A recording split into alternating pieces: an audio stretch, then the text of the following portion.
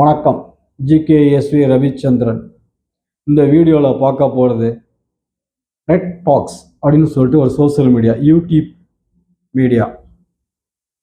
இவங்களுடைய காலேஜ் படிக்கிறவங்க, ஸ்கூல் படிக்கிறவங்க, இல்லை ஒர்க்கிங் ப்ரொஃபஷனல் இங்கிலீஷ் ஒக்காபுலரி அதிகமாக்கணும், ப்ராஜெக்ட் கான்செப்ட் தேடுறவங்க, இவங்க எல்லாருமே இந்த வீடியோவை பார்க்கலாம், இந்த சேனலை ஃபாலோ பண்ணலாம்.